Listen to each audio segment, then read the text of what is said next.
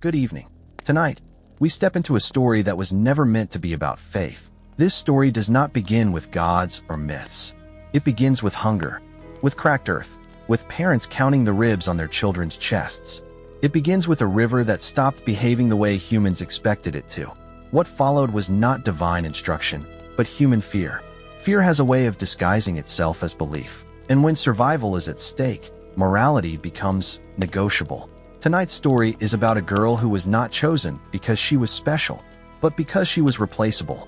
This is the story of a sacrifice that history justified, a river that never asked for blood, and a truth that drowned beneath tradition. This is the story of Daughter of the Nile Flood. Before you settle in, take a moment to like the video and subscribe, but only if you genuinely appreciate deep, uncomfortable stories like this one.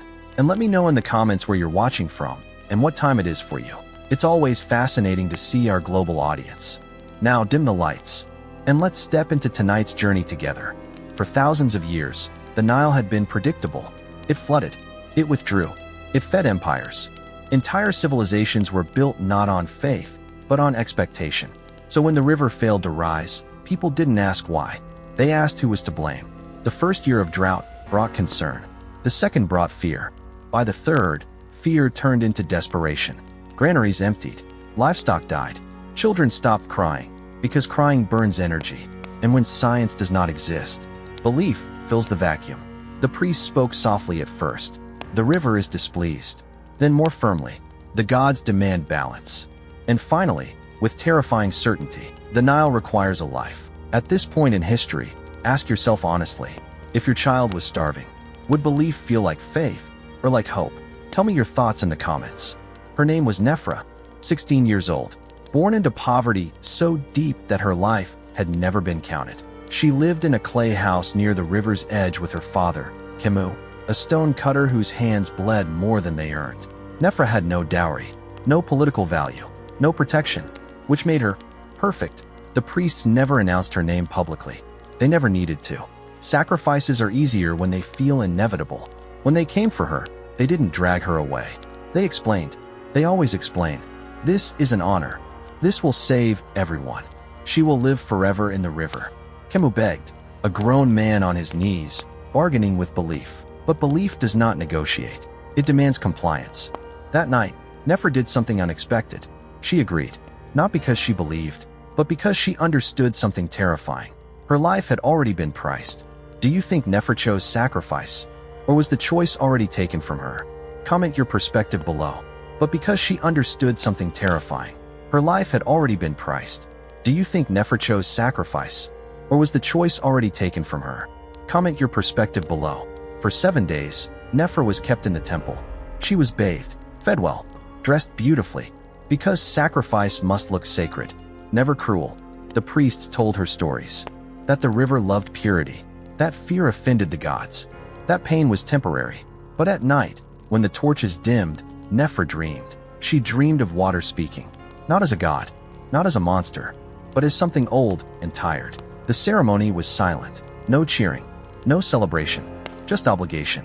Nephra was placed on a small wooden boat adorned with flowers, like a bride sent to a husband she had never met. As the current carried her away, she did not scream. She watched, the village shrinking, her father collapsing to his knees, the faces of people who would live because she would not. If a society survives by sacrificing its weakest, is that survival or slow moral death? Let me know what you think. The water changed. The current slowed. The air thickened. And then, the river answered, not with rage, but with clarity. I did not ask for this. The voice came from everywhere and nowhere. Nephra did not beg. She only asked one question. Then why am I here? The river replied, because humans mistake fear for instruction. The truth was simple and devastating. The Nile had been diverted upstream. Its banks altered, its rhythm broken by human ambition. The drought was not divine punishment. It was engineering failure. How often do you think humanity blames gods for mistakes made by human hands? Share your thoughts below. The river offered Nephra a choice. Return and expose the lie, or remain and restore balance. The village would never know the truth either way. Nephra thought of her father, the children, the future built on silence. And she chose, not sacrifice, transformation. Her body dissolved into water, memory, and current. She did not die. She became what humans feared, a consequence. By morning, the Nile rose. Fields drank again. Crops grew. The priests declared success. But something had changed. The river no longer obeyed schedules. It flooded when necessary, withdrew when abused. As if watching, do you believe Nephra was a victim, or the first act of resistance against blind belief? I'd really like to hear your thoughts. Leave them in the comments. They say when the Nile is calm, a girl walks beneath its surface, and when it floods without warning, she is reminding humanity of a forgotten truth. Gods do not demand blood.